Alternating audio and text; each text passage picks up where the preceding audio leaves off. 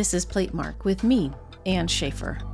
I'm an independent curator who focuses on works on paper that includes prints, drawings, photographs, and books. Platemark is a podcast about prints and the printmaking ecosystem. When I say prints, I'm talking about fine art prints, usually limited editions, though not always. We're talking about etchings, woodcuts, lithographs, screen prints, that kind of thing. I'm trying to support the print ecosystem by introducing listeners to people who occupy various roles in the ecosystem. That includes artists, of course, but also includes printers, publishers, gallery people, museum curators, art historians, authors, and today, a conservator. It's a first for Platemark. It's my hope with this series to help people understand a little bit more what all of these people do in these various roles, and also we're going to share with you stories that include and hopefully make more understandable some of the challenging technical parts and bits of printmaking. I find people in this corner of our world to be the nicest people that you'll ever meet, and it is the most charming spot in the art world.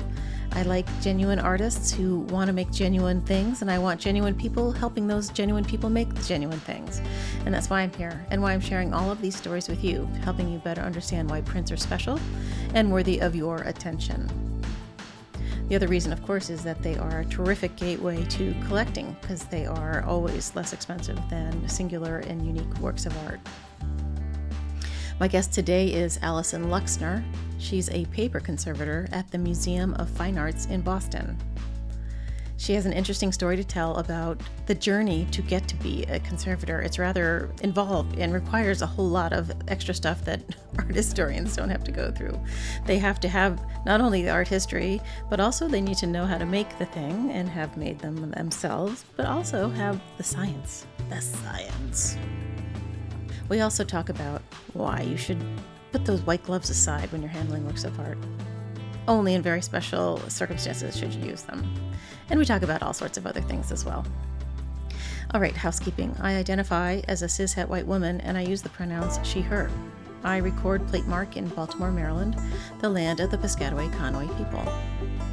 There are not a lot of images to be found in this episode. We talk about life instead of specific objects. So I've got a few images of Alison working at the bench, but for the most part, it's just us talking. So I hope you enjoy that. If you do go over to the show notes at platemarkpodcast.com to check out the very few images that we have this week, you'll also find a place to sign up for our newsletter. I'll send you notices of new episodes and also of other things. In addition, I encourage you to go over to Facebook and join our Facebook group. There's a bunch of us over there, and we love to share images and working process and talk about print and all sorts of things. So come on over. The water is fine. All right, I think that's it. Let's get rolling.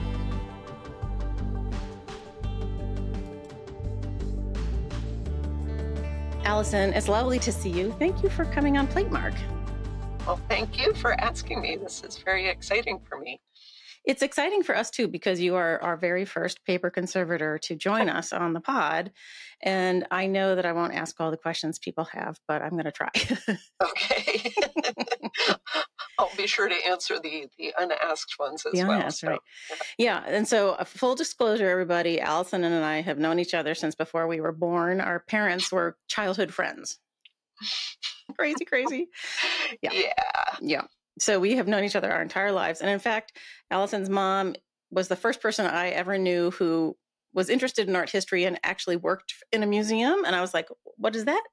What's that? So that was like the first light bulb of mine was from your mom. Oh, yeah. That's so cute. Yeah, you can tell her. Yeah, and that's great because, your father helped me discover what color my parachute was and figure out what career path to take. So here we are. That's hilarious. Products of our parents. So my dad loves that book. Jesus. Yeah. It was a good one. Yeah. My father was a career counselor for a while, people, and he would drag you into his office and, put you through your paces, which was so painful. I thought the skills building exercise was so painful. What are you good at? I have no idea. I know. Yeah. Oh. I like looking at things. Exactly. So that worked out. All right. So why don't you introduce yourself for our listeners? I'm Alison Luxner. I am a paper conservator at the Museum of Fine Arts in Boston, where I have been working for, depending on how you count it, either 16 or 19 years. I work on the museum's collection of prints, drawings, and photographs, watercolors, anything that involves paper. So that can be sculpture, it can be prints, it can be whatever you can think of. Do you have to do the books too? Well, as much as I can. I didn't do any training in book structures or book binding, but when it comes to taking care of what's bound in the book, then I do work on books. And I work on books also in terms of making supports for them for exhibitions within the museum. But as soon as there's a binding need that has to happen, we don't have book conservators on staff here at the MFA. So that becomes an outside job. We get a contractor to help us out with that. The other thing I should say is here at this museum, which is different from other museums, we have two different paper conservation labs. And one of them deals with traditional Asian materials, so woodblock prints and Persian manuscripts and that sort of thing. That's unusual. Most museums, the paper lab, and every place else I've ever worked, we deal with every culture, every time period. That probably has to do with the fact that you guys have a gigantic Asian art collection on paper. Yeah, it is. The MFA has the largest collection of Japanese art outside of Japan. It's actually the split in the labs is actually a funny artifact of the history of the museum, in that when conservators first started here, we were adjunct to the curatorial departments. So the print and drawing department had a conservator, the Asian department had a conservator, the ancient, Greek and Roman sculpture had their own conservator, and it's only in recent decades that we've been sort of combined into our own conservation department. And there's a lot of us here. Yeah. Yeah, I think there's a lot of hangovers from past structures hang around museums. Yeah, definitely. Yeah. Definitely. Well, so when did you figure out you were interested in art and specifically conservation? Like you, I spoke to my mother and learned about museums through her. I always loved art. I didn't do a whole lot of studio art myself. I always liked to, but I realized pretty early on that I'm good at technique and my hand skills are good, but I'm not particularly creative. And so anytime I would try and make my own art, I didn't even like it. So, and when I was in college, art history just seemed like a natural thing for me to do. I loved it. But my third year in college, I was very lucky and I got to spend the year in Paris. And my classes were taught in the museums so that you were actually standing in front of, like I had a class on Rodin that was taught at the Musée Rodin, and we would just be there. And I realized that I just was not being satisfied with art history. I went to Mount Holyoke College, which is a small women's college in western central Massachusetts, and there's not a whole lot there in terms of museums and things to look at. And to go back there after being in Paris and realizing that everything I was looking at and writing about, I was looking at books, reproductions in books. I was going to the slide library, remember slide libraries? And Yeah. I was looking at, all the slides which have sort of turned red because they've been in the slide library for a really long time. And the film that they use for slides is pretty crummy and it would, turn red. So, and you never had a sense of scale, all that kind of thing. So by my senior year in college, I was like, yeah, this is not really what I want to be doing. I should have been a geologist, but it was kind of too late at that point. But I liked science. So after college, I worked in a frame shop in Cambridge, here, Boston, Cambridge, not England.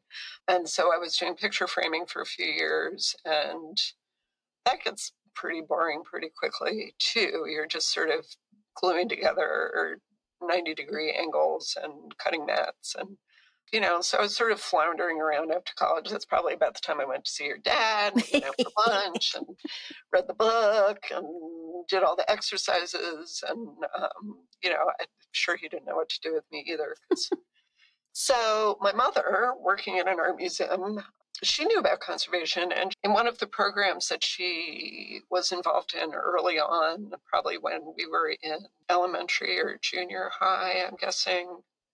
I'm a little older than you, but we're roughly the same age. She worked for a weekend kids program at the Metropolitan Museum, and we would go in there and we would go around. We do all these fun programs and stuff. But some of the programs, they actually had the conservators come in and talk to us. So conservation was something I knew about.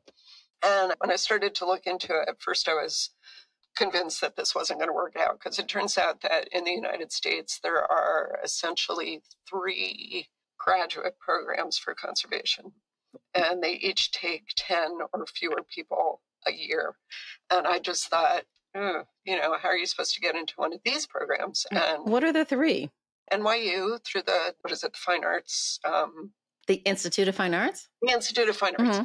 They have a 4-year thing where you basically do the art history thing, and then you have a 4th year, and you get a certificate of conservation of art.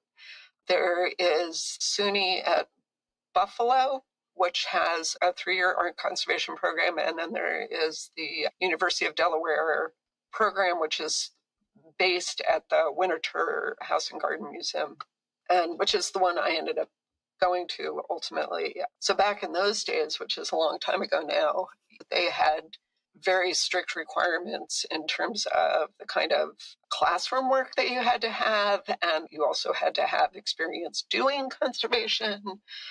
To even apply, I actually had to go back to school and take evening classes or weekend classes in chemistry. I needed 4 semesters of chemistry, general chemistry, organic chemistry, which as an art history major, I had, my science requirements were done with geology and astronomy. Me too. And I also needed to go back and get some of my studio art requirements. They wanted you to have studio art classes in basically all different media. So I had done a fair amount of drawing and pottery, but I needed to go back for painting and some printmaking. Fortunately, my art history I had enough art history. So once I got all that stuff together, which took a few years, I was still looking around to try and find a place to get the conservation experience part. And, it's really nice nowadays. I think the MFA and I think a lot of other institutions are really making a strong effort to try and make these careers that we have more inclusive. And so if, I found conservation work to do, but it was volunteer. So I had to support myself other ways. So, I was working in the evenings, but I also, had some parental help there in terms of, paying the rent, which nowadays you find more and more that those internship positions are paid. And I think that's just so important so that, yikes, it's still, especially in a city like Boston, it's not exactly a living wage because this is one of the most expensive cities to pay for housing. That's a whole other subject. At this point, I was living in Portland, Maine. And so I introduced myself because I did a lot of cold calling and letter writing in those days. That was before email and stuff. You just had to pick up the phone and call people, which was really scary. I don't know if you remember that, but it was really scary. It was terrifying. Hi, yeah. my name is, and they could just say whatever. But there was one woman named Judy Walsh who was in private practice in Maine at the time, and she was also working part of the time at the Worcester Art Museum in Massachusetts. And she had just, as it turned out, had just gotten a grant to have somebody cut mats at the museum. And of course, I had all that mat cutting experience from my years picture framing. So I ended up coming to Worcester to work in the mat cutting job, and then I would volunteer with the conservators. And sort of my weeks went that way with like 15 to 20 hours cutting mats, volunteering, and then, oh my God, the crazy odd jobs I did in the evenings to supplement that. And then I was very fortunate in that that summer, I ended up getting a full-time job as a technician out at the Williamstown, Massachusetts Conservation Studio, where I went and worked with a woman named Leslie Paisley, who was great. And it's a regional lab is an interesting thing, and I think a lot of people don't really understand what it is. But if you think about art museums or private collectors or historical societies with collections, but maybe not huge collections, they don't have the ability to have a conservation staff. And so a lot of them kind of join a regional center, regional lab. And there's one in Williamstown that was founded, I'm not sure when, but I think back in the 70s, not sure when exactly. And they have member institutions, also private individuals can go there as well. And they work for places such as, the museum at Dartmouth College, to the Historical Society in, Putney, Vermont, to the Sterling and Francine Clark Art Museum in Williamstown. And they're not for profit. On the other hand, they need to make money to support themselves. So the conservators are all required to, like a law firm, bill a certain number of hours per week or per day. So there's a lot of work coming through. And if you're trying to learn how to be a conservator, it's an amazing place because they have everything from Winslow Homer watercolors to, grandma's sketch from when she was in art school to, you name it, seed packets from some historical society, and just a huge range of stuff, and with a huge range of problems, big things, small things, giant wall maps, the kind that roll up on rollers that you pull down, to, postage stamps. So I was really lucky. I got to work there for a year before I went to graduate school. Yeah, the Williamstown Art Conservation Lab thing is on the campus of the Clark Art Institute, which is where the Williams College Art History Master's program is. And so we took a class at the lab, I remember distinctly. And I remember there was a giant abstract expressionist painting by, I can't remember who, that had about 1.5 feet of grime all the way along the bottom edge, about 10 feet of grime. And the conservator, whose name I've forgotten, Probably Tom Branchik. Yes, it was Tom Branchik. Thank you. Yep. It was because the dog liked to itch up against the impasto that this painting had become so dirty. People live with art. Art's not always just in museums. That's People right. live with it, and they have dogs, and they have kids who, that's what happens. I mean, it looks like you have a nice print framed nicely on your wall behind you, and it looks like it's probably well cared for. But I got to tell you, some of the stuff hanging in my house could use a little more TLC. I mean, it's money, costs money. Yeah, exactly. Right? So anyway, that's pretty funny. Yeah, that's pretty funny. So I went to graduate school, which is still at the University of Delaware Winter Tour program and at the Buffalo program, is a 3-year program where you do 2 years of on-site classroom work with your teachers. And then you have a 3rd year where you do a 3rd-year internship in your place somewhere. And the summer after your 1st year and the summer after your 2nd year, you typically have a 2-month internship somewhere. I knew by that point that I wanted to do conservation of works on paper. I had originally thought that I wanted to do conservation of antiquities, particularly Greek pots and sculpture. And I had this image that I would be the conservator that took care of the stuff that they pulled up from shipwrecks in the Aegean and in the Mediterranean. And I had this very clear image of myself in a studio on a cliff over some sparkly water somewhere. So at one point during my time when I was at Worcester, they gave me some money and I went to London and took a course, like a week-long course at the Institute of Archaeology on the conservation of Greek pots. And I could not get that pot back together to save my life. Oh! It was like trying to get all these pieces together. And it was like, I think at that moment, I suddenly realized that, I had been working all the jobs I'd had up until then, which were the picture framing. I worked for a while in a print shop making halftones and running duplicator offset litho presses, and works on like paper was something I really understood, and works on paper was something I really understood, and trying to get that piece of pot back in. And I also realized at the time that what I really liked about Greek pots were that they're very much like drawings. The little sketches on them, the little black figure, red figure, later things, they're basically drawings, right? So that was why I liked them. So I came back from that course thinking, okay, well, so I got to literature and just really was able to focus. I was really lucky. I had some great classmates. We all supported each other. As it turned out, I was the only paper conservation major in my class, so I got a lot of attention from my teachers, which was nice. And I had a couple of great summer internships, one in your fair city, Baltimore, at the Baltimore Museum of Art. And long time, it was way before you got there. I wonder where you were. Maybe you were in Washington. I must have been in DC, yeah. My second summer I spent in New Orleans, which was a hoot. Nice Northeastern girl like me ended up in the South. It was great. I loved it. And then my third year, I went out to San Francisco and I worked at the Legion of Honor. So the Fine Arts Museums, plural, has two museums. For those of you who don't know, there's the Palace of the Legion of Honor, and then there's the museum in Golden Gate Park called the De Young. The works on paper collection is focused mainly at the Legion.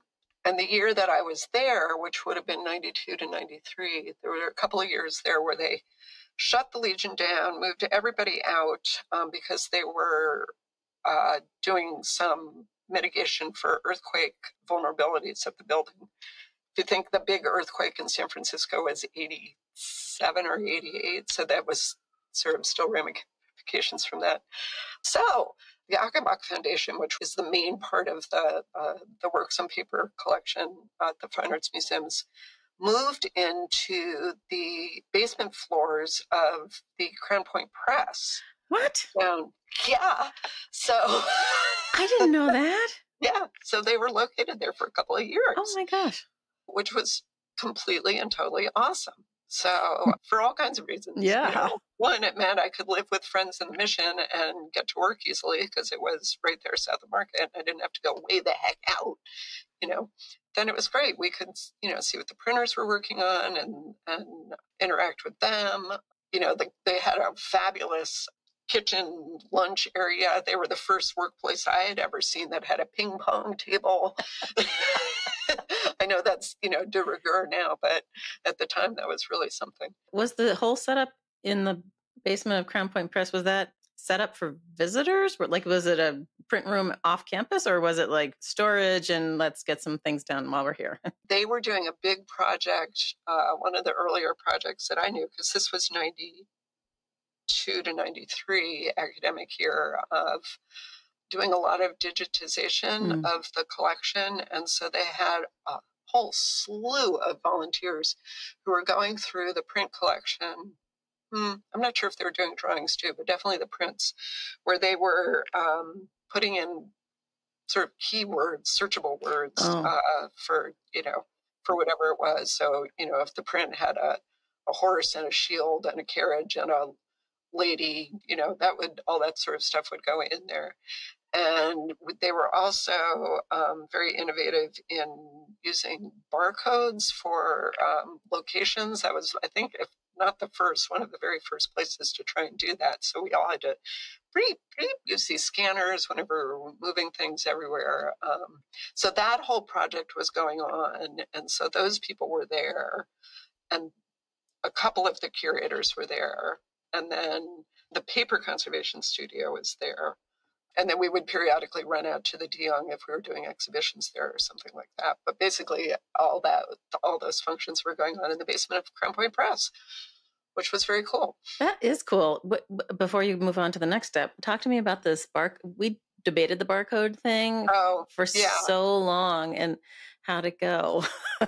To be honest, I think they're still using, I mean, so much, it was an enormous amount of work to get it up and running. And I think once that enormous amount of work was done, I think people kind of liked it.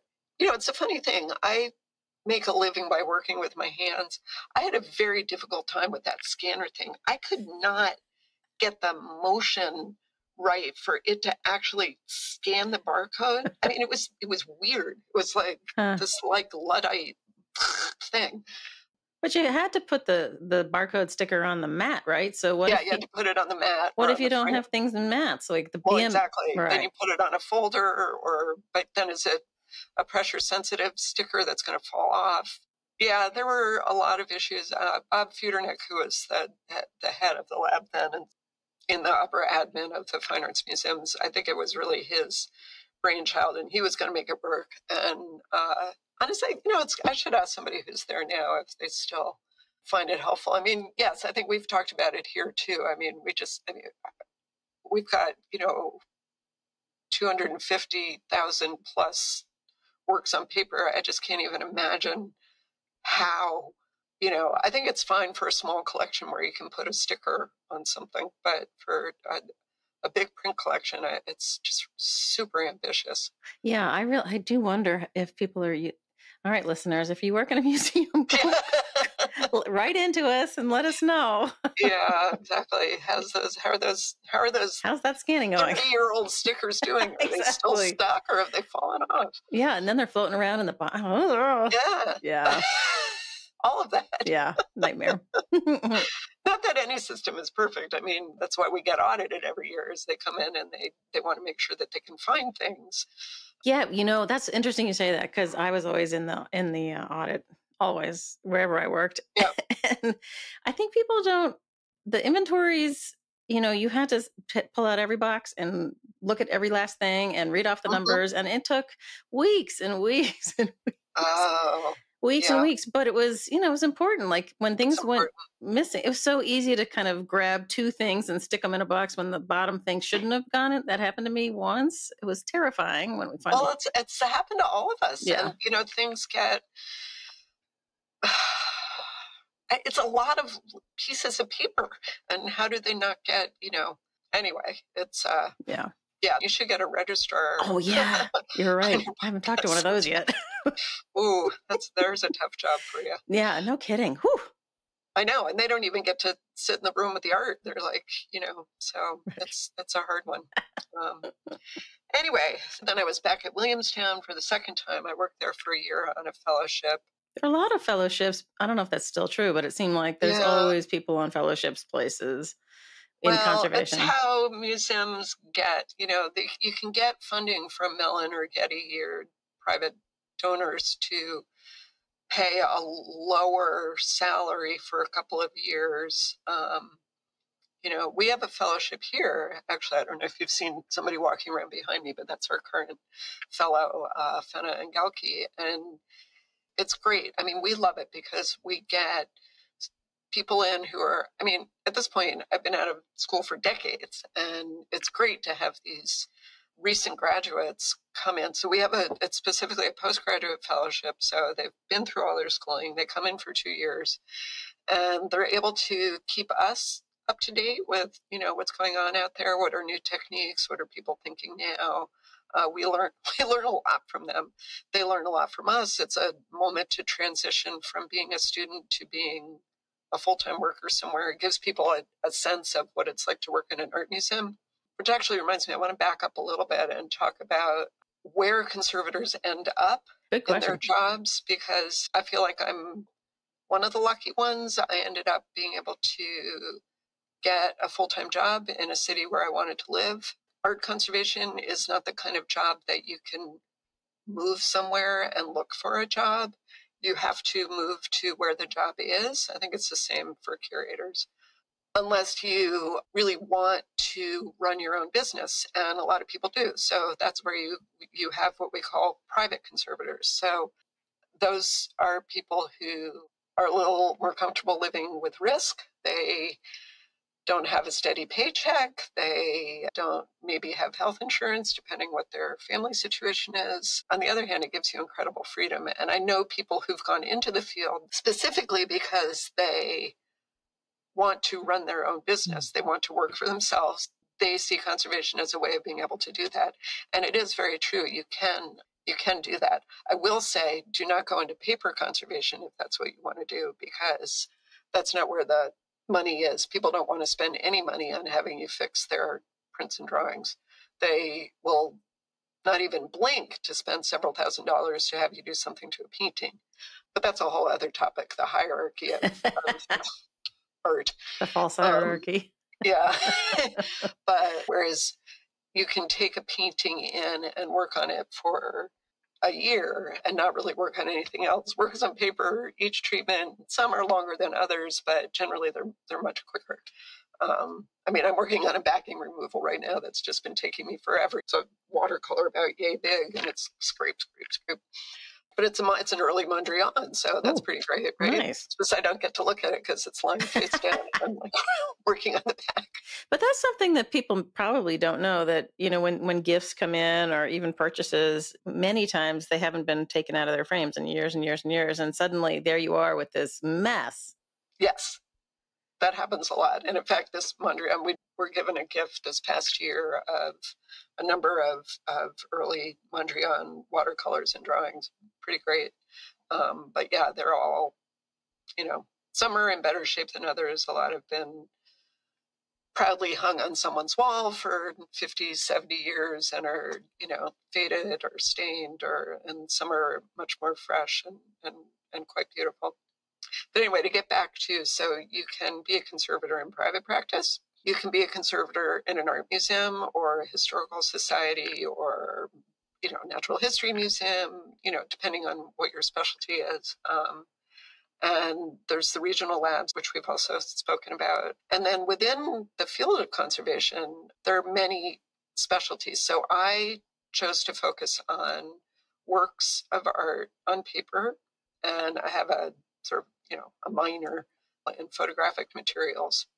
Some paper conservators like to have a minor in either skins, you know, parchment, vellum, manuscript types of things, or books.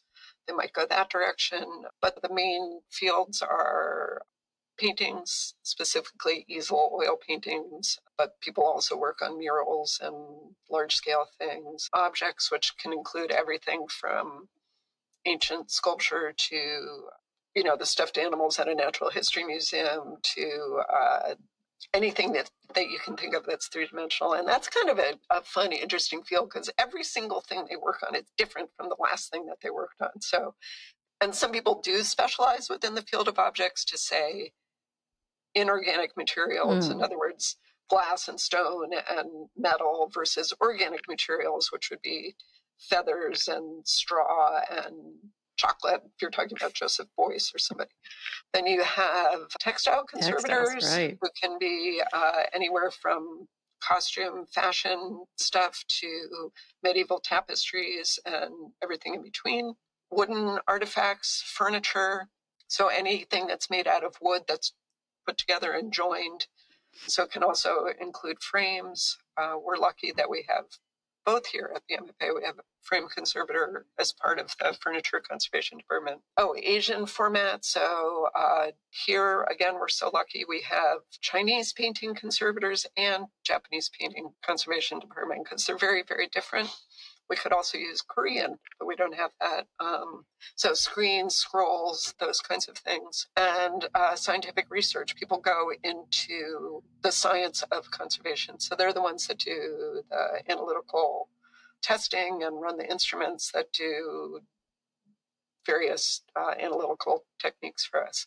When I was at the National Gallery back in the old days, back in the olden days, in the 90s, there was a conservator on staff. They had a huge department. They had a conservator on staff, Merv, who was fantastic. And he was doing research into foam and packing materials, which were revolutionary. His studies were.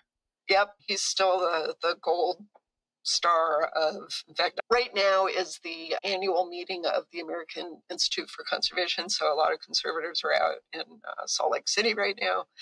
And they did a pre-conference session on art in transit because all of us are lending more and more and more. And Merv, I think, was the one lecture where everybody's like, oh, yeah, right. Yeah, I mean, but how smart of the National Gallery. I mean, that's when I like knowing where my tax dollars are being spent. It's like, it's really important because we are sending stuff on the road all the time, all over the world. You want to share your collections, and that's part of the museum's mission statement and mandate. I mean, or sometimes gifts come with that tag on them. We have something here at the MFA called the Center for Netherlandish Art, and it was basically, who knew? It is based on a gift given by two local families who were collectors of Dutch and Flemish Netherlandish art. And part of their mission statement, for lack of a better word, is that a certain percentage of their collection is to be on view.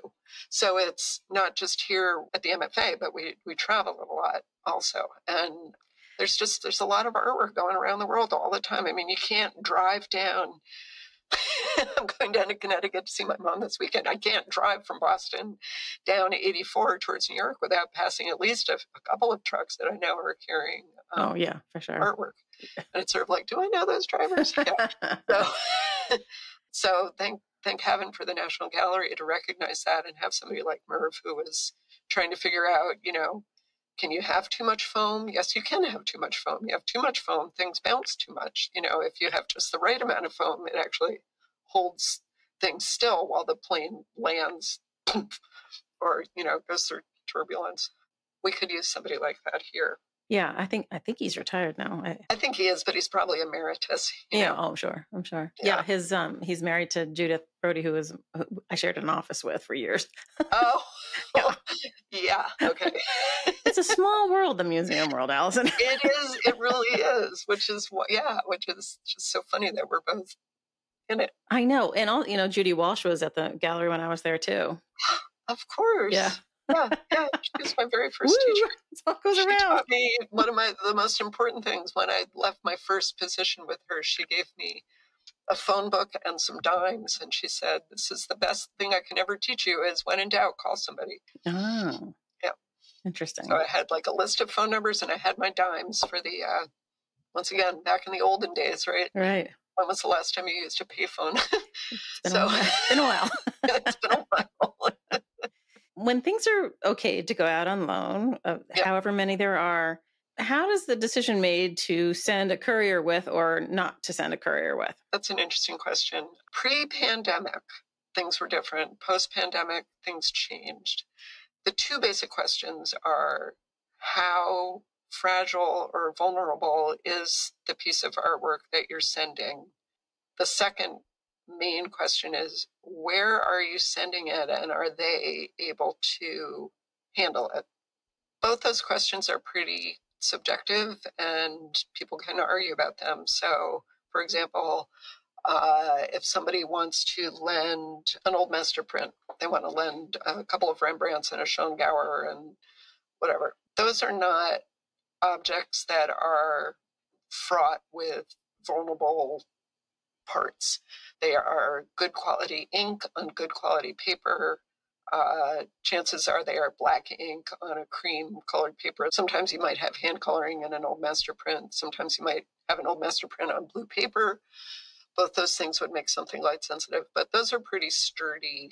And even though you and I might think of those works as incredibly valuable, when it comes down to comparing that with a $90 million Van Gogh painting, we lose. So, damn it. And actually, that's the other thing. Value comes into it too. Right, and that's sort of like, insurance. If those prints are going somewhere that we're familiar with, let's say they're going to the National Gallery, maybe we can say, all right, maybe a conservator does not have to go with those 3 prints that are going to the National Gallery where, we're friends with the conservators there, and we'll talk with them and they can look out for our stuff. Let's say they're going to a university gallery that none of us have ever been to. May be perfectly fine, but we don't know. Nobody's been there. That happens too. So the other thing that people may not know is that when you ask for a loan from somebody like the MFA, part of the package of information that you have to send in is the track record of your HVAC system. Absolutely. And also what your security situation is. So some of these college and university galleries sometimes have less steady HVAC or no security or... Yep, all of that. Or they have their security or students, a student job or something like that. Yes, so we need to look at that. We need to understand the layout of the galleries. If there are windows there, are things getting hit by natural light? How far away? Like, how is the object getting there? Are they just going on a truck? Do they have to fly? Is there an international border that you have to go through? So basically, then when the pandemic happened and we all had artwork scattered all around the world and nobody could travel, and we started doing our courier trips virtually with iPhones or iPads and sort of watching over things that way. And some institutions will now no longer send couriers, which is very frustrating to us all. So the Art Institute of Chicago is one of the most notorious ones. They will not pay for a courier to come, and they will not send a courier with their artwork. There's some slight wiggle room there, but not a whole lot. I think it's Tate Britain is a bit the same, is that way too. I mean, there are a number of them that now insist on just doing these things virtually. So a registrar is walking around with their iPhone on picture flip? And yep. Wow. So we've all done these virtual things now. And, frankly, sometimes it's fine. So let's say the university gallery that we lent some old master prints to, I went out to install. Everything was great, amazing staff, beautiful building. It was fantastic. So for the de-install, I said, you know what, let's just do it virtually. I don't need to come all the way back out there because I've been there now and I know everybody involved and we can do it that way. But other times you're doing this virtual thing with people you don't know. You can't see anything. I mean, you can't look closely through one of these computer lenses, right? So not really. So there's a lot of trust there, You have to trust. Yeah, it is a lot about trust. Yeah. And it seemed like for a while we were going to stop, especially those of us in paper, like the paintings people, because of the value, they tend to do more of the courier trips. But I still seem to be doing a lot of courier trips, so that's fine. We have full exhibitions that we send on tour, and so 2 or 3 of us will go at a time to install a show or deinstall it. Or what was your most memorable courier trip, for good or bad? It was Mary Souzer at the National Gallery had this story about taking a crate down the canals in Venice and having to, rig it up and over it over water. Yeah, I've always wanted to do one of those. Yeah, I know, trips. me too. That sounds like a lot of fun. I mean, I've had, I always love it when you're flying somewhere and what you're bringing is too big to fit in a passenger plane, so you have to go cargo. And I think that's a lot of fun because often it's just like you and the crew, and they'll let you sit up front in a little jump seat and like look out the window during takeoff and landing. And I'm a very nervous flyer. I get like really, but I realized at one point that it's because on a passenger plane, you can only look out this little window to the side. You can't see where you're going. If I'm actually in the cockpit, it's fine. I can see where we're going. Right. So that's sort of fun.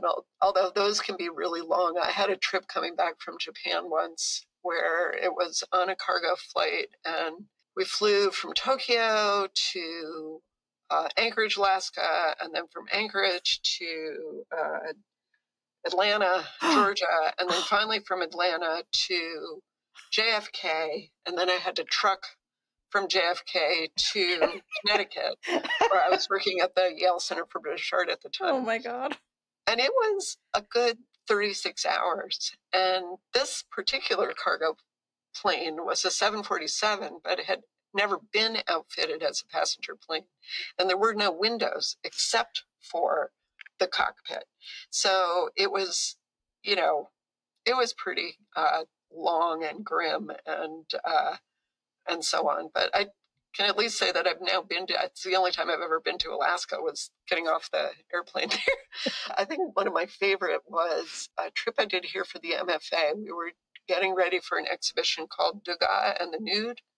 And I was sent to Switzerland to pick up a few paintings and some pastels. And these were all privately owned. And so I spent, I think it was 3 days in the end, driving all around Switzerland. I mean, Switzerland's not huge, but still, it's a funny country because it's 2 different languages. And sometimes you stop at a rest stop and you don't know which language you're supposed to use. But we were going up to like where all the rich people live up in the mountains and stuff to go to their full chateaus up there and their, getting their amazing, it was just really fun. It's fun when you go to these collectors' houses and you pack up their stuff. And I just remember like driving around. I was in this van with these 3 guys that were the art handler, packer, driver, whatever. And I was sort of squashed on the back seat on the passenger side and like whizzing around these little turns on these mountains where I'm looking down, to the tiny glacial river way at the very bottom. I'm thinking about the millions of dollars worth of art that's just like in the back seat. And then we would stop and look at these vistas of mountains and eat amazing cheese. That was a really fun trip. I remember when I first started doing them, when I was a young pup, that there was discussion and often happened that the drivers would smoke. Yes. Oh, yeah. Which they don't really do anymore, I don't think. Well, yeah. No, it's different now. I mean, I do remember an early trip I had in France with these guys just smoking their Gauloises. But I'd say within the past, it was pre-pandemic, but not much before that. So maybe 6 years ago, coming up from the National Gallery with a guy who was vaping the whole time. Oh, gosh. Some revolting mango-scented, And you don't want to get into an argument with these guys. No. You just kind of have to let them do what they do and then complain about it later to your registrar. Right. But it was just, I think he thought I wouldn't know. I think people who vape think that you don't notice. So anyway, but you do. Those of you who vape. Right. It's gross. Do you consider yourself to have a specialty within paper? Like Tom Primo loves to work on Matisse prints, for instance. Mm-hmm. He's fascinated by them, and that's kind of his subset, Do you have one of those? Yeah. I don't. I find that I kind of fall in love with whatever I'm working on at the time. If I had to choose, like I remember once applying for a job at the Museum of Modern Art, and I was terrified I would get the job because I wasn't sure I could live without the older stuff, Mm-hmm. But if MoMA offered you a job, you can't say no. But fortunately, I did not get that job. So, one of the things I love about our collection here is it's anything and everything. So I gravitate more towards the old master prints in particular, Northern European in particular. Mm-hmm. But that's just what I like. Right. And I also really love some of the contemporary stuff where you can't figure out how it's made. So a lot of what we do in conservation, besides fixing things and telling people what they can and can't do with the artwork, is try to figure out the materials and techniques that were used, which is really fun. I'm working on an Andre Raz print right now. Oh, I love him. So, yeah, I figured you probably would with your Atelier 17 stuff. Yeah. And Shevitz, how did he? Yeah. So, and the print came up to me because it's extremely wrinkled. Wrinkled? Because he used a number of different plates, and there's like this very deep embossing. Wow. And so within the plate mark, it's like, oh, wow. And they're horizontal ripples, which means that when it's hanging on the wall in a gallery with the lights coming from above, you really see those ripples. If you could light it from the side, they would pretty much vanish. The margins are perfectly planar. It's just because it's so stretched out within the plate. Wow. And it came up and I was like, I can't do anything about that. I can't stretch out the mark. There's really nothing I could do. So I mended some tears in the edge and then spent about an hour trying to figure out how on earth, he's got soft ground. He's got like this embossing, that is so deep. It's like, did he cut holes in the voids in the plate? So that's a scorper, probably. Yeah. Sorry. You should have called me. I should have called you. Well, I still have it in the lab, but it's pretty cool. Yeah, and it's going up. Yeah, if you ever find your way up here, I don't know when you were last in Massachusetts. Probably a long time ago. It's been a while, but, yeah. Anyway, that's one of the things I really love to do is to try and figure out how something was made. The other reason I like working for somebody else and not myself is that they do fund me every few years to do some professional development.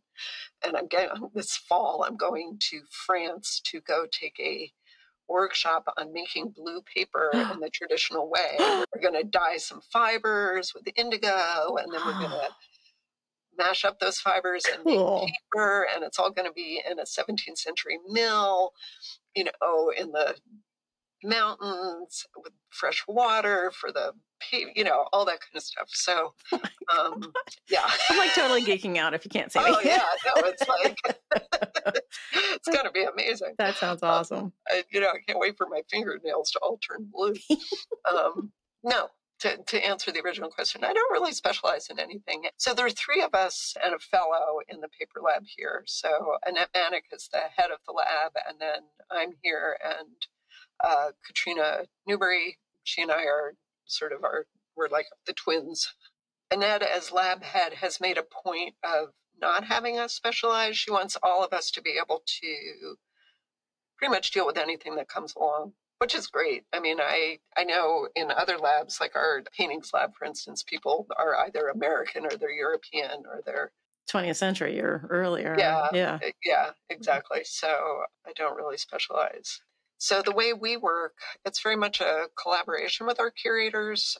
If I have something that needs to be treated. So, for example, right now we're prepping for a small exhibition of an artist named Edwin Holgate, a Canadian who was the 8th member of the group of 7, if that makes sense. He was a painter, but also a printmaker, and he did a lot of wonderful woodcuts, just black on cream paper, a couple of color, but mostly they're just black and white woodcuts. And we were given a gift recently of 80 maybe or so of these prints, which is unusual for a non-Canadian institution to have these. And nobody outside of Canada has any of his paintings. So I don't know if you're familiar with Emily Carr. She was the Canadian artist most known for doing a lot of images of Indigenous communities and totem poles and landscapes. And he does a little bit of that as well. So he's got some of that, but he also focused on kind of Quebecois life. So he has fishermen and farmers and men sharpening axes and women doing stuff in the garden, and they're really sweet and nice. For that exhibition, Edward Saywell, who's head of our prints and drawings department, the gift came in. A lot of these things really needed a lot of work. So what I would do would be to examine them, determine what needs treatment, because it's going to get worse if I don't do something about it. What would look better with treatment? So it's a cosmetic thing, but gosh, if I could wash that print, wouldn't that be really nice? And then Edward and I would sit down, and I actually would write out written proposals, which he actually, because we're old-fashioned here, signs off on to show that we agree about what I'm doing. And as a conservator, you want that because it's somebody else who's taking responsibility, because any conservation treatment is a risk and something can happen. You put a print in water to wash the paper and brighten it up, and you run the risk that some of that ink is actually watercolor that somebody put on there because it didn't print right, and suddenly you have a whole huge mess on your hands. But you have a curator who shares that responsibility with you. But I'm going to interject here 1 second, because this came up in probably more than one place that I worked, where the conservators fell under the curatorial umbrella structurally. And so the chief curator could basically bully the conservator into doing more than they should or is safe or whatever, like washing. I can guess where that happened. Well, yeah. And and so the independence of the conservators is very important. I mean, our curators here are very respectful. Cliff Ackley, who was the head of the print department for half a century, he was very respectful, and he was also very restrained. He wasn't one for doing a lot of heavy-handed conservation. The curators we have now, it's a little different. We do a little bit more.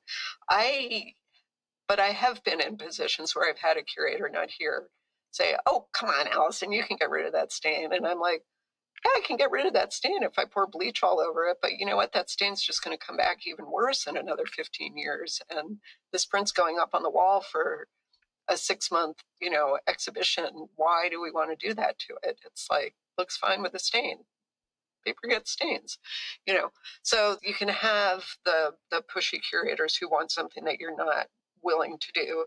And I've also proposed things where it's like, I think that I should do this. I think that this print would look a lot better if I filled in this hole and took out this old repair, which is ugly, covered this thing up, and the curator is not having it. They're like, no. Oh, funny. No, I don't want you to do that. Huh. So, but it is good when they push you a little. I mean, I've had a couple of treatments here, particularly of posters, where, posters they're terrifying. They're terrifying. They are.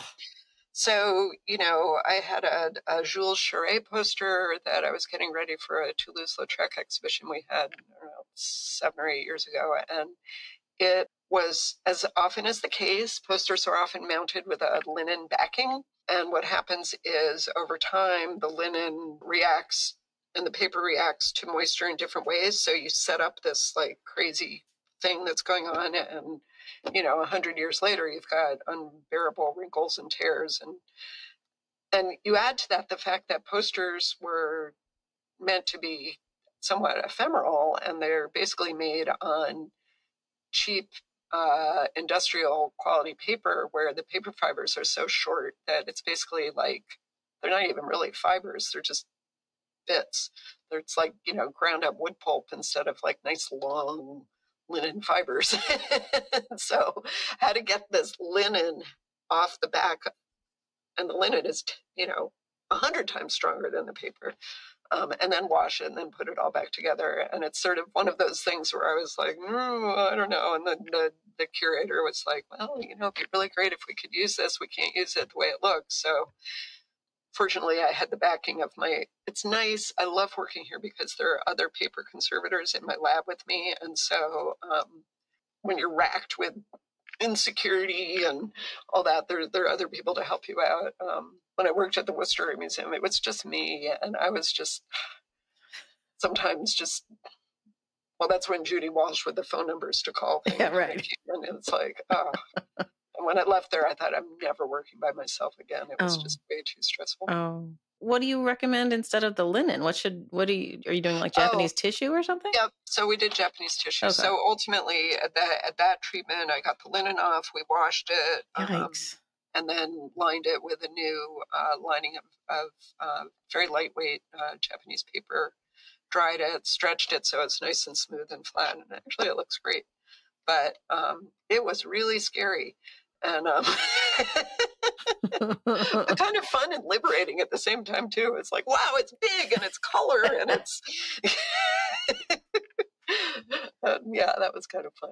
I've met conservators in my life who had an attitude like I'm all that in a bag of chips. And when you think about the kind of information that you have to have in your head, in addition to the art history, all of that science, like I could never make it through organic chem. Kudos to you. But also you have to have the hands. Yeah. It's a mix. Yeah, it's a real mixed bag. Yeah. Which was great for somebody like me. I mean, I always said that, I have a kind of a short attention span. So it's good to have all these different facets of my job that I have to do. And the other thing is, too, chemistry is not as hard as people say that it is.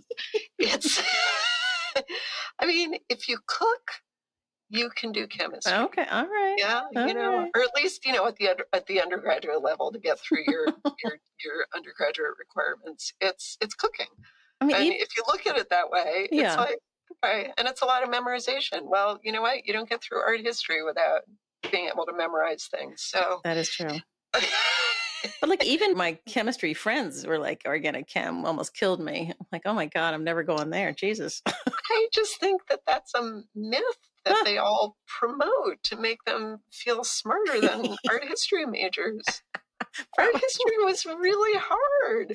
I mean, there was so much there. You had to have history, you had to understand artists and media, and you had to understand sponsorship and politics and Religion. Yeah. religion. Yeah. You had to understand, what was easy to do and what was hard to do and who came first or later and what, it's very complicated. And then you got all the techniques in printmaking.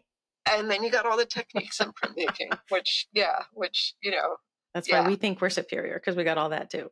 We have all that too. We do. We have all that too. So, I mean, printmaking is amazing. It's, I haven't done much printmaking, and I haven't for a long time, but I did a fair amount of woodcut and intaglio, etching. I never did engraving.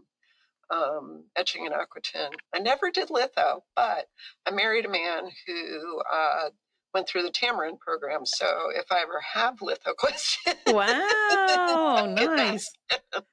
My husband Craig Keller did that. So he's not printing anymore either, but it's we've got a nice roller downstairs in the cellar somewhere. Nice.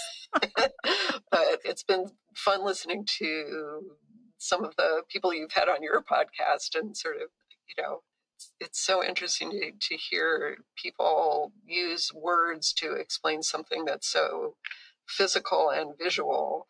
I mean, printmaking is really physical stuff. So, I need you to come look at this Raz and tell me how to. I mean, well, so I'll take a look. Send me a picture. Okay, well. I mean, I've never made an etching myself. Like I printed them, but I haven't ever tried to create one myself. So, but I have resources. Yeah. I have peoples. Yeah, you do. Yeah.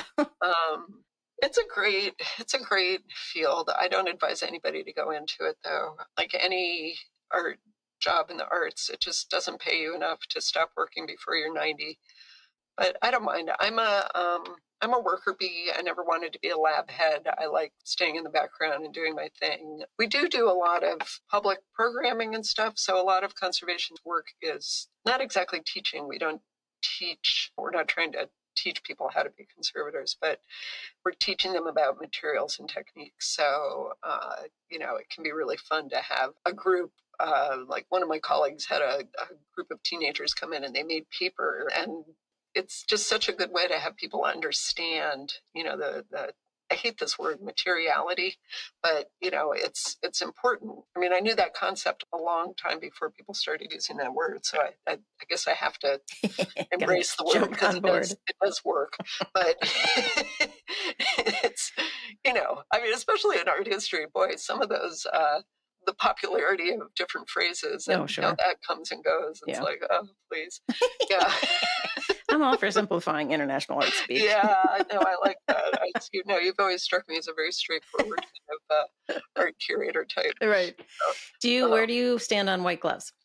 Oh, that's a good question. So in our print room here, when people come and visit, they come in and we have a sink and we have people wash their hands, and we don't require gloves. I don't love gloves. I find for myself wearing them, I rely so much on the sense of touch, and handle so much paper by now. I can tell by handling a piece of paper how to handle it, if it's brittle or not.